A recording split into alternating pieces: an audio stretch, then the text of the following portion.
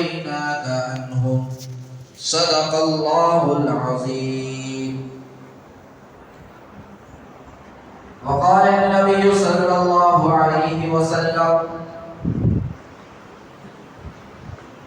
إنما الأعمال بالنيات. وقال النبي صلى الله عليه وسلم إن الله لا ينظر إلى صوركم ولا أجسامكم ولكن ينظر الله إلى قلوبكم وأعمالكم أو كما قال عليه الصلاة والسلام. تمام تعریفیں اس رب ذوالجلال کے لیے ہیں جو بڑا ہی مہربان نہایت رحم والا مالک ہے۔ درود و سلام کا نذرانہ ہو سرکار دو عالم جناب محمد رسول اللہ صلی اللہ علیہ وسلم پر، جن کے صدقے سے اللہ نے ہم سب کو ایمان کی دولت سے سرفراز فرمایا ہے۔ بزرگان محترم، عزیز دوستوں، بزرگوں، اللہ رب العزت نے ہم سب پر بہت ساری نعمتیں عنایت فرمائی ہیں جن کا میں اور آپ اندازہ نہیں لگا سکتے، اور اللہ نے سب سے بڑی نعمت یہ عطا فرمائی ہے کہ اللہ نے ہم سب کو ایمان کی دولت سے سرفراز فرمایا ہے۔ یہ دنیا کی سب سے بڑی نعمت ہے، دنیا میں بھی نعمت ہے اور آخرت میں بھی نعمت ہے۔ جس بندے کو ایمان کی دولت مل جاتی ہے، جس بندے کو ایمان کی دولت سے سرفراز کر دیا جاتا ہے، سمجھ جاؤ کہ وہ بندہ خوش نصیب بندہ ہے۔ وہ بندہ دنیا میں بھی کامیاب ہے اور آخرت میں بھی کامیاب ہے۔ اور جس کے پاس ایمان کی دولت نہیں ہے، جس کے پاس ایمان کی دولت سے محروم ہے، جو آدمی ایمان کی دولت سے دور ہے، محروم ہے، چاہے وہ کتنا بھی بڑا دنیا میں عہدیدار کیوں نہ ہو جائے، دنیا میں مالدار کیوں نہ ہو جائے، دنیا کے اندر اس کا بول بالا کیوں نہ ہو جائے، لیکن وہ دنیا میں بھی ناکام ہے۔ بظاہر دنیا میں کامیابی نظر آتی ہے، لیکن حقیقت میں بھی دنیا میں بھی ناکام ہے، اور آخرت کی جو نامحدود زندگی ہے اللہ اسے ہمیشہ ہمیشہ کے لیے ناکامی عطا فرماتا ہے۔ اس لیے اللہ کی نعمتوں کا ہم شکر بجا لانا ہے، اللہ کی نعمتوں کو ہمیں یاد کرنا ہے۔ اللہ نے ہمیں صاحب ایمان بنایا، اللہ نے ہمیں ایمان والا بنایا، اللہ نے ہمیں جناب محمد رسول اللہ صلی اللہ علیہ وسلم کی امت میں پیدا فرمایا، یہ بھی ایک بہت بڑی نعمت ہے۔ جس بندے کے اندر یہ چیزیں پیدا ہوتی ہیں، جس بندے کے زندگی کے اندر ایمان مل جاتا ہے اور اللہ پر یقین پیدا ہو جاتا ہے، اور جو بندہ اللہ اور اس کے رسول کے احکامات پر چلتا ہے، وہ بندہ چاہے دیکھنے کے اعتبار سے، دنیاوی اعتبار سے کمزور ہو، دنیاوی اعتبار سے لاچار ہو، بیمار ہو، پریشان ہو، لیکن حقیقت میں وہ بندہ دنیا میں بھی کامیاب ہے اور آخرت میں بھی کامیاب ہے۔ اللہ رب العزت نے قرآن مجید میں ارشاد فرمایا وَاصْبِرْ نَفْسَكَ مَعَ الَّذِينَ يَدْعُونَ رَبَّهُمْ، اے نبی ان لوگوں کی طرف اپنے آپ کو مائل کرو، ان لوگوں کی طرف متوجہ ہو جاؤ۔ وَاصْبِرْ نَفْسَكَ مَعَ الَّذِينَ يَدْعُونَ رَبَّهُمْ بِالْغَدَاةِ وَالْعَشِيِّ يُرِيدُونَ وَجْهَهُ۔ اللہ نے اپنے پیارے نبی جناب محمد رسول اللہ صلی اللہ علیہ وسلم کو یہ کہہ رہے ہیں، حکم دے رہے ہیں، اپنے آپ کو ان لوگوں کی طرف مائل کرو جو اللہ اور اس کے بتائے ہوئے طریقے پر چلتے ہیں، جو صبح و شام اللہ کی بڑائی بیان کرتے ہیں۔ اللہ کے نزدیک وہ بندے محبوب ہیں جو بندے اللہ کی بڑائی بیان کرتے ہیں، جو بندے اللہ کی کبریائی بیان کرتے ہیں، جو بندے اللہ کے احکامات پر چلتے ہیں، جو بندے اللہ کے بتائے ہوئے طریقے پر چلتے ہیں۔ اللہ نے جناب محمد رسول اللہ صلی اللہ علیہ وسلم کو حکم دیا کہ تمہیں چاہیے کہ تم ان لوگوں کی طرف مائل ہو، ان لوگوں کی طرف نظر اٹھا کر دیکھو، یدعون ربہم بالغداۃ والعشی کی، جو اللہ کو بلاتے ہیں صبح میں، دوپہر میں، شام میں، ہمیشہ ہمیشہ اللہ کی یاد میں مشغول رہتے ہیں۔ ایسے لوگوں کی طرف تم متوجہ ہو جاؤ۔ کتنی بڑی بات ہے! اللہ نے یہ نہیں کہا کہ تم دنیا کے عہدیداروں کی طرف مائل ہو جاؤ، دنیا کی زیب و زینت کی طرف مائل ہو جاؤ، دنیا کی جائیداد رکھنے والے لوگوں کی طرف مائل ہو جاؤ۔ اللہ نے یہ نہیں کہا، بلکہ یہ کہا کہ ان لوگوں کی طرف مائل ہو، ان لوگوں کی طرف نظر اٹھا کر دیکھو جو یدعون ربہم، اپنے رب کو بلاتے ہیں، بالغداۃ والعشی کی، صبح میں، دوپہر میں، شام میں اللہ کی یاد میں مشغول رہتے ہیں، چاہے وہ کمزور ہی کیوں نہ ہو، چاہے وہ بیمار ہی کیوں نہ ہو، چاہے وہ دنیا میں رہتے ہوئے بھوکے پیاسے ہی کیوں نہ ہو، لیکن جو بندے اللہ کو یاد کرتے ہیں، جو بندے شریعت پر چلتے ہیں، جو بندے دین پر چلتے ہیں، جو بندے قرآن پر چلتے ہیں، جو بندے قرآن و حدیث کی روشنی میں اپنی زندگی کو گزارنے کی کوشش کرتے ہیں، جو اللہ کی بڑائی بیان کرتے ہیں، ان کی طرف متوجہ ہونا چاہیے۔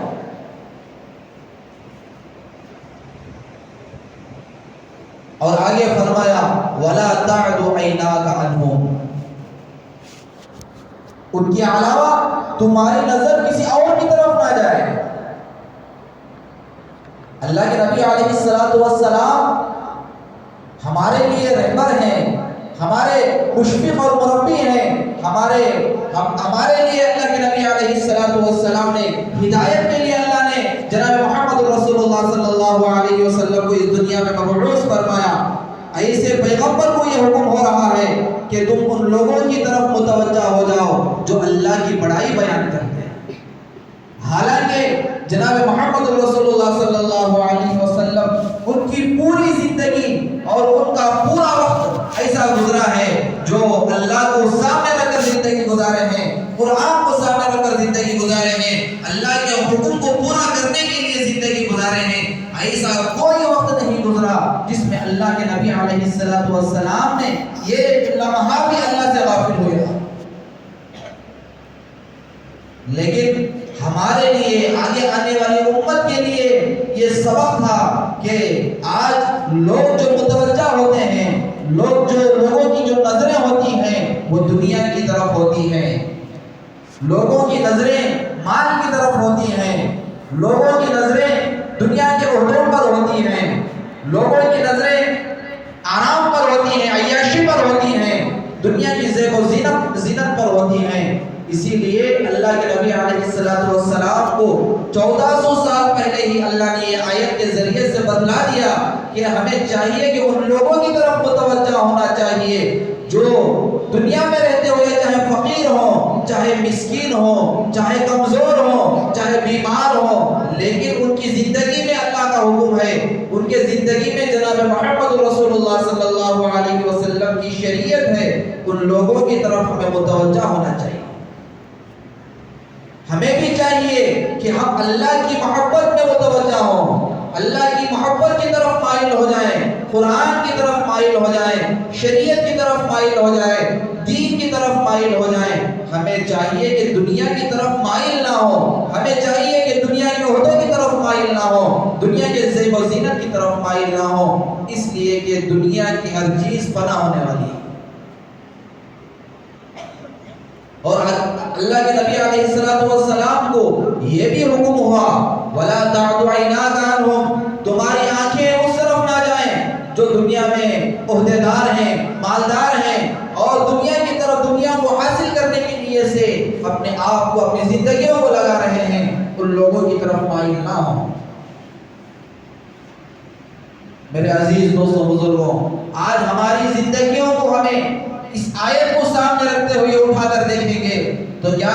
ہمارا دل جو مائل ہو رہا ہے وہ قرآن کی طرف مائل ہو رہا ہے؟ کیا ہمارا دل اللہ کی عبادت کی طرف مائل ہو رہا ہے؟ کیا ہمارا دل قرآن کی طرف مائل ہو رہا ہے؟ کیا ہمارا دل اللہ کے خوف کی طرف مائل ہو رہا ہے؟ کیا ہمارا دل جناب محمد رسول اللہ صلی اللہ علیہ وسلم کی شریعت کی طرف مائل ہو رہا ہے؟ ہم خود اس کے بارے میں فیصلہ لے سکتے ہیں۔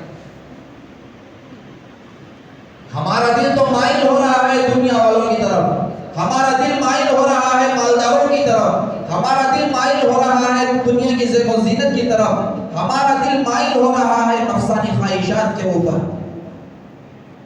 جو بندہ دنیا کی طرف مائل ہوتا ہے، جو بندہ اللہ کے حکم کو چھوڑ کر دنیا کی زیب و زینت کی طرف مائل ہوتا ہے، نہ وہ دنیا میں کامیاب ہوتا ہے نہ آخرت میں کامیاب ہوتا ہے۔ اسی لیے اللہ کے نبی علیہ السلام نے فرمایا کہ ان اللہ لا ينظر الى صورکم ولا اجسامکم، اللہ تبارک و تعالی نہ تمہارے جسموں کو دیکھتے ہیں، نہ تمہارے خوبصورتی کو دیکھتے ہیں، نہ تمہارے مال کو دیکھتے ہیں، نہ تمہارے حسب نسب کو دیکھتے ہیں، نہ تمہاری پراپرٹی کو دیکھتے ہیں، یہ دنیا میں کتنا مالدار ہے، یہ دنیا میں کتنا خوبصورت ہے، اس کی جسامت کیسی ہے، اس کا گھر کیسا ہے، یہ دنیا میں رہتے ہوئے کیسی سواری میں گھوم رہا ہے۔ اللہ تبارک و تعالیٰ ان تمام چیزوں سے بے نیاز ہے۔ ان تمام چیزوں کو اللہ نہیں دیکھتے، اللہ دیکھتے ہیں اِلَىٰ قُلُوبِكُمْ وَأَعْمَالِكُمْ کہ بندے کے زندگی کے اندر تقوی کتنا ہے، اعمال کتنے ہیں، اللہ کی بتائے ہوئے طریقے پر کتنا چل رہا ہے، رسول اللہ صلی اللہ علیہ وسلم کی شریعت پر کتنا چل رہا ہے، یہ اللہ یہ دیکھتے ہیں، نہ کہ دنیا کی چیزوں کو دیکھتے ہیں۔ ہمارے معاشرے کے اندر ہمارے لوگوں کی زندگیوں میں بھی یہ ہونا چاہیے کہ ہم مال کو ترجیح نہ دیں، دنیا کو ترجیح نہ دیں، دنیا کے عہدوں کو ترجیح نہ دیں، بلکہ دین کو ترجیح دیں، اللہ والوں کو ترجیح دیں، صاحب علم کو ترجیح دیں،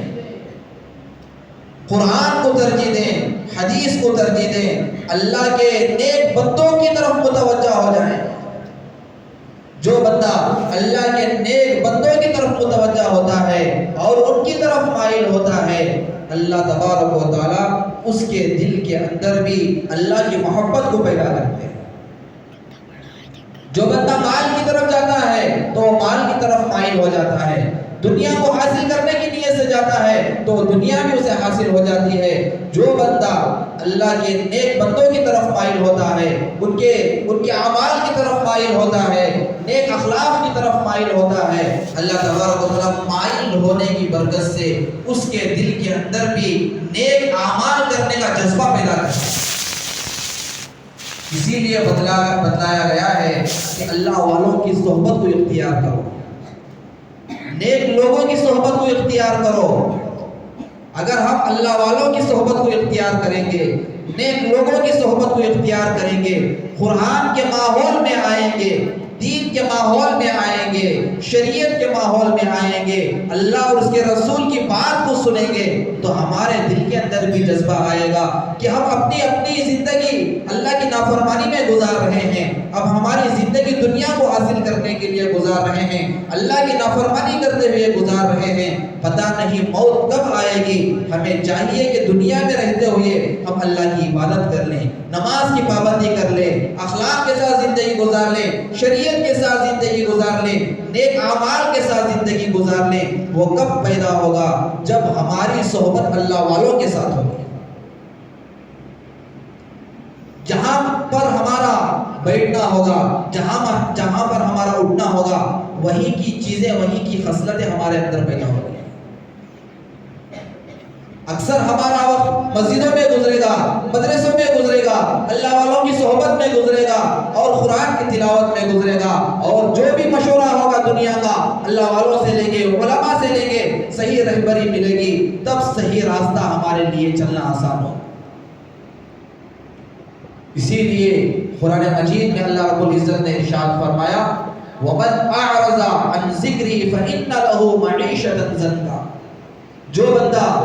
اللہ کی نافرمانی میں زندگی گزارتا ہے اور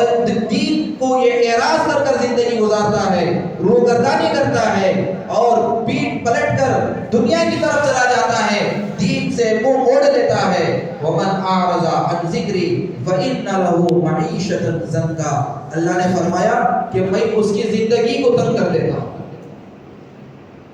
اس کی زندگی کو پریشان کر دیتا ہوں۔ جو بندہ دین سے ہٹ کر زندگی گزارنے کی کوشش کرتا ہے اور دین میں کامیابی حاصل کرنے کے بجائے دنیا میں کامیابی حاصل کرنے کی کوشش کرتا ہے، بظاہر اسے کامیابی نظر آئے گی لیکن تھوڑی دیر کے لیے نظر آئے گی، لیکن حقیقت میں وہ ناکام ہو جائے گا، آنے والا راستہ، آنے والی منزل جو ہے اس میں پھنس جائے گا اور اتنا پھنسے گا کہ اس کی زندگی تنگ ہو جائے گی، اٹھ کر نہیں جا سکے گا، کوئی ہاتھ پکڑنے والا نہیں ہوگا، اس لیے کہ وہ شیطان کے جال میں پورے کا پورا پھنسا ہوا ہوگا۔ ان الشیطان لکم عدو مبین، بے شک شیطان ہمارا کھلا ہوا دشمن ہے۔ ومن اعرض عن ذکری فإن له معیشة ضنکا ونحشره یوم القیامة اعمی، اور قیامت کے دن اللہ کے نافرمان بندوں کو اللہ اندھا اٹھائے گا، نابینا اٹھائے گا، آنکھوں کی روشنی ختم ہو جائے گی، اور قیامت کے دن بندہ اللہ سے یہ سوال کرے گا، اے اللہ میں تو دنیا میں بینائی تھا، دیکھنے والا تھا، دیکھنے کی صلاحیت تھی، اے اللہ کیا پتا کیا ماجرا ہے کہ آج میں اندر دیکھنے کی صلاحیت ختم ہو گئی۔ قال ربی لما حشرتنی اعمی وقد كنت بصیرا، اللہ سے یہ سوال کرے گا، اے اللہ میں دنیا میں جب تھا تو میں دیکھنے کی صلاحیت تھی، دنیا کی زیب و زینت کو دیکھتا تھا، دنیا کی آرائش کو دیکھتا تھا، دنیا کے مقام و مراتب کو دیکھتا تھا، اے اللہ آج کیا ہو گیا کہ مجھے دیکھنے کی صلاحیت ختم ہو گئی۔ قال كذلك، اللہ کہیں گے قال كذلك اتتك آیاتنا، اے میرے بندے تو دنیا میں بینائی تو تھا، ہاں تو سچ کہہ رہا ہے، لیکن بینائی ہونے کے باوجود تو نابینی کی طرح زندگی گزارتا، میرے آیتوں کو جھٹلاتا تھا، میرے نیک بندوں کو جھٹلاتا تھا، میرے نبیوں کو جھٹلاتا تھا اور قرآن کو جھٹلاتا تھا، احادیث کو جھٹلاتا تھا، اس پر عمل نہیں کرتا تھا، دیکھنے کے باوجود بھی تو اندھے کی طرح زندگی گزارتا ہوا چلا گیا۔ آج جس طریقے سے تو نے دنیا میں مجھے بھلا کر زندگی گزارا، اسی طریقے سے آج میں حشر کے میدان میں تجھے بھلا دیا ہوں اور تیرا ٹھکانہ جہنم کا ٹھکانہ۔ اسی لیے فرمایا کہ اللہ کے نبی علیہ السلام نے کامیابی کا دار و مدار دنیا کے عہدوں پر نہیں ہے، مال پر نہیں ہے، حسب و نسب پر نہیں ہے، دنیا کی پراپرٹی پر نہیں ہے، بلکہ کامیابی کا دار و مدار ایمان پر ہے، تقوی پر ہے اور نیک اعمال پر ہے۔ اسی لیے جناب محمد رسول اللہ صلی اللہ علیہ وسلم نے ارشاد فرمایا کہ جو بندہ فقیر ہے، مسکین ہے، غریب ہے، لیکن اس کی زندگی میں دین ہے اور اللہ کی فرمانبرداری ہے، نیک اعمال کے ساتھ زندگی گزار رہا ہے، تو قیامت کے دن جنت میں وہ مالدار کے اعتبار سے 500 سال پہلے جنت میں جائے گا۔ یہ حدیث میں آتا ہے کہ آدھا دن پہلے جنت میں جائے گا، قیامت کا آدھا دن نصف دن 500 برس کا ہوگا، ایک دن 1000 سال کا ہوگا۔ تو اللہ کے نبی علیہ السلام سے صحابہ نے پوچھا، اے اللہ کے نبی مالدار کیوں اتنا دیر کرے گا کہ غریب جلد سے جلد جنت میں 500 سال پہلا چلا جائے گا؟ تو اللہ کے نبی علیہ السلام نے فرمایا کہ مالدار اپنے مال کے اعتبار سے حساب دینے میں اتنا دیر کر دے گا کہ جو دنیا میں غریب تھا، اس کے پاس مسکین تھا، مالدار نہیں تھا، اللہ نے اسے مال کی دولت سے نوازا نہیں تھا، لیکن اس کی زندگی میں دین تھا، اس کی زندگی میں اللہ کا حکم تھا، اس کی زندگی میں شریعت تھی، اس کی زندگی میں قرآن تھا، جس کی وجہ سے مالدار دیندار ہونے کے باوجود اس کی زندگی اللہ کے احکامات پر باوجود، شریعت پر چلنے کے باوجود وہ مال تھا، لیکن وہ مال اپنے اللہ کے راستے میں بھی خرچ کرتا تھا، اس کا بھی سوال ہوگا، لیکن مسکین کو اس کا سوال نہیں ہوگا۔ 500 سال پہلے مسکین کو، غریب کو اللہ جنت میں داخل فرمائے۔ اور ایک حدیث میں جناب محمد رسول اللہ صلی اللہ علیہ وسلم نے ارشاد فرمایا، جو بندہ دنیا میں رہتے ہوئے مسکین ہے، غریب ہے لیکن اس کی اولاد ہے، لیکن وہ بندہ اپنے اولاد کی صحیح پرورش کرتا ہے اور صحیح تربیت کرتا ہے، اور اس کی زندگی میں اللہ کا حکم ہوتا ہے، اس کی زندگی میں شریعت ہوتی ہے، اس کی زندگی میں سنتیں ہوتی ہیں، اس کی زندگی میں رسول اللہ صلی اللہ علیہ وسلم کے بتائے ہوئے طریقے ہوتے ہیں، وہ بندہ اور میں جنت میں دونوں انگلیوں کی طرح ہوں۔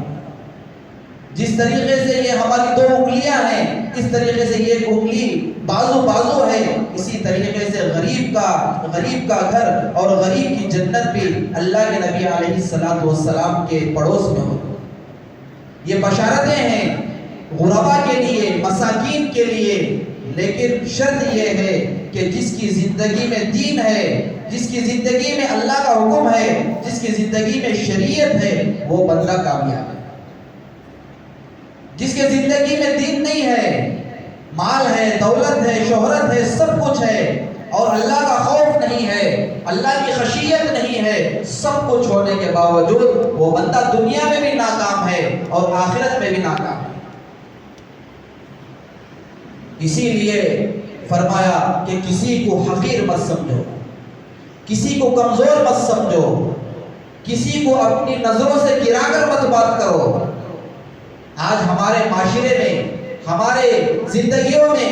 یہ چیز پیدا ہو رہی ہے کہ مال ہوتا ہے تو اسے عزت ملتی ہے، اگر مال نہیں ہے تو اسے کمزور نظر سے لوگ دیکھتے ہیں۔ یہ ہمارے معاشرے میں چل رہا ہے۔ جس کے پاس مال ہے اسے سلام کیا جاتا ہے، جس کے پاس غریب ہے، جو لاچار ہے، بے بس ہے، اسے لوگ پوچھ کر بھی نہیں دیکھتے۔ قیامت کے دن یہ مسئلہ نہیں ہوگا، قیامت کے دن اللہ اس سے ہی سوال کریں گے، اس سے ہی قریب لے آئیں گے جس بندے کے دل کے اندر عاجزی ہو، انکساری ہو، تقوی ہو، اخلاص ہو، خشیت ہو، اللہ کو ڈر کر زندگی گزارنے والا ہو، یہی بندہ کامیاب۔ اسی لیے اللہ کے نبی علیہ السلام فرماتے کہ اکثر حضور صلی اللہ علیہ وسلم کی جو مجلس ہوتی تھی وہ غربا اور مسکینوں کے درمیان میں ہوتی تھی۔ اللہ کے نبی علیہ السلام کے زمانے میں یہ 2 عورتوں میں جھگڑا ہو گیا۔ ایسا جھگڑا ہوا کہ ایک عورت نے دوسری عورت کو ایسا مارا کہ اس کا دانت ٹوٹ گیا۔ پھر وہ فیصلہ جناب محمد رسول اللہ صلی اللہ علیہ وسلم کے پاس آتا ہے۔ اللہ کے نبی علیہ السلام اس زمانے میں قرآن میں یہ فیصلہ ہوتا ہے کہ جو مار اس نے مارا ہے اس مار کے بدلے میں مار ہے، قصاص ہے۔ اگر وہ بندہ جو مار کھایا ہوا ہے اگر وہ معاف کر دیتا ہے، درگزر کر دیتا ہے، تو معافی کے بدلے میں اسے معاف کر دیا جاتا ہے۔ تو ان وارثین میں ایک بندہ آتا ہے اور یہ کہتا ہے اللہ کے نبی یہ عورت کا دانت مارنے سے بھی نہیں ٹوٹے گا۔ پھر اللہ کے نبی علیہ السلام وہ جو بندہ تھا، غریب تھا، مسکین تھا اور اس کے بال بکھرے ہوئے تھے، کئی دنوں کا فاقہ جھیلتا تھا، لیکن وہ تقوی والا تھا اور اللہ والا تھا اور اللہ سے ڈرنے والا تھا، صبح و شام اللہ کا ذکر کرنے والا تھا۔ اللہ کو اس کی قسم اتنی پسند آئی کہ وہ جو عورت تھی، جس عورت نے مار کھائی تھی، وہ آتی ہے اور آ کر کہتی ہے اے اللہ کے نبی علیہ السلام میں اس عورت کو معاف کر دیتی ہوں۔ پھر اللہ کے نبی علیہ السلام اس عورت کی بات سن کر اس عورت کو کہتے ہیں کہ یہ عورت نے تمہیں معاف کر دیا ہے، جاؤ تم آزاد ہو۔ پھر جانے کے بعد اللہ کے نبی علیہ السلام فرماتے ہیں بظاہر دیکھنے میں یہ آدمی کمزور ہے، بے بس ہے اور اس کے بال بکھرے ہوئے ہیں، لیکن اللہ کے نزدیک اس کا مرتبہ بہت اعلیٰ ہے۔ لوگوں کی نظروں میں یہ آدمی کمزور نظر آ رہا ہے، اس کے کپڑے پھٹے پرانے ہیں اور اس کا چہرہ بکھرا ہوا ہے، اس کے بال بکھرے ہوئے ہیں، لیکن اللہ کے سامنے اس کا درجہ بہت بلند ہے. یہ قسم کھا لیا, اللہ نے اس عورت کے دل میں یہ بات ڈال دی کہ اس عورت کو معاف کر دو, یہ آدمی جنت ہے. میرے عزیز دوستوں بزرگوں, ان احادیث سے پتہ چلتا ہے کہ ہمیں کسی کو بھی حقیر نہیں سمجھنا چاہیے, کسی کو بھی کمزور نہیں سمجھنا چاہیے, کسی کو بھی بے بس نہیں سمجھنا چاہیے, کسی کو حقیر نظر سے دیکھنا نہیں چاہیے. پتہ نہیں کہ اللہ کے نزدیک اس کا مقام و مرتبہ کیا ہوگا.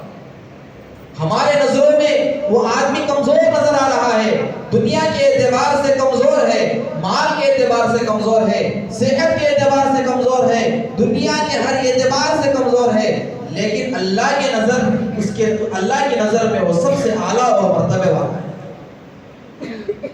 اللہ کے نبی علیہ الصلوۃ والسلام نے ایسے آدمی کو جنتی کہا ہے. اور اللہ کے نبی علیہ الصلوۃ والسلام نے اور ایک حدیث میں ارشاد فرمایا صحابہ کو, اے میرے صحابہ, کیا میں تمہیں بتاؤں جہنمی کون ہے؟ جنتی کے بارے میں تو تذکرہ ہو گیا کہ اللہ والا اور اللہ کا ذکر کرنے والا, چاہے وہ پھٹے پرانے کپڑے ہی پہنا ہوا ہو, چاہے اس کے بال بکھرے ہوئے کیوں نہ ہو, چاہے وہ غریب ہو, لیکن اللہ کا تعلق اس کے ساتھ مضبوط ہے تو وہ آدمی جنتی ہے. اور اللہ کے نبی علیہ الصلوۃ والسلام نے اور ایک حدیث میں ارشاد فرمایا, اے میرے صحابہ بتاؤ کہ جنتی تو پتہ چل گیا, جہنمی کون ہے؟ صحابہ نے پوچھا, اے اللہ کے نبی علیہ الصلوۃ والسلام بتائیے کہ جہنمی کون ہے؟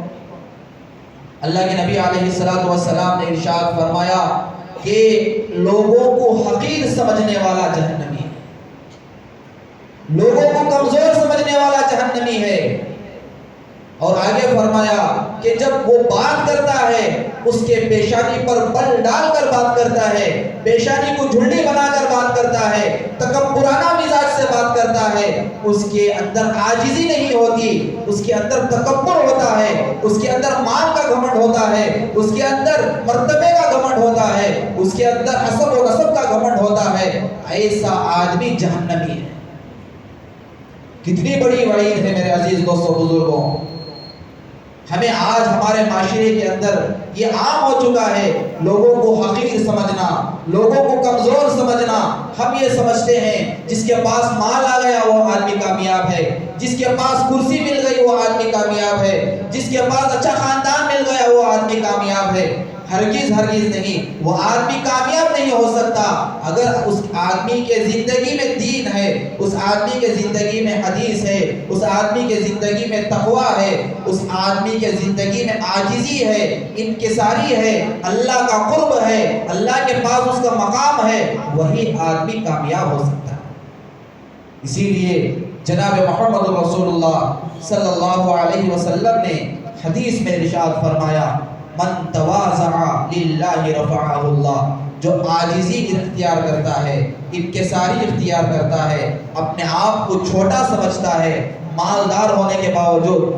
اس کے چہرے پر جھلڈی نہیں آتی, اس کے چلنے میں تکبرانہ مزاج نہیں آتا, مال ہونے کے باوجود اللہ کے راستے میں خرچ کرتا ہے, غریبوں میں خرچ کرتا ہے, اللہ والوں کی صحبت میں بیٹھتا ہے, اور قرآن کی طرف مائل ہوتا ہے, اللہ کی طرف مائل ہوتا ہے, مالدار ہونے کے باوجود بھی اس کے لیے بھی اللہ کے نبی علیہ الصلوۃ والسلام نے بشارتیں بتلائی. اسی لیے ہمیں چاہیے کہ ان احادیث پر ہم عمل کریں, ہمارے زندگیوں میں عاجزی لے کر آئیں, انکساری لے کر آئیں, تواضع لے کر آئیں, اور کسی کو حقیر نہ سمجھیں, کسی کو چھوٹا نہ سمجھیں. پتہ نہیں ہمارے نظر میں وہ چھوٹا ہے, لیکن ہماری نظر تو دھوکے کی نظر ہے, اللہ کی نظر میں اس کا مقام اگر بلند ہے تو ہماری دنیا برباد ہو جائے گی اور آخرت بھی برباد ہو جائے گی. اسی لیے ہم سب مل کر یہ ارادہ کریں کہ ہم اپنی زندگی کو اللہ کے بتائے ہوئے طریقے پر چلیں گے, عاجزی کے ساتھ چلیں گے, انکساری کے ساتھ چلیں گے, اور تقوی کے ساتھ چلیں گے. اللہ تعالیٰ سے دعا ہے اللہ تعالیٰ ہم سب کو کہنے سے زیادہ سننے سے زیادہ عمل کرنے کی توفیق عنایت فرمائے. آمین. وآخر الدعوانا الحمدللہ رب العالمین. جو حضرات سنت نہیں پڑھے سنت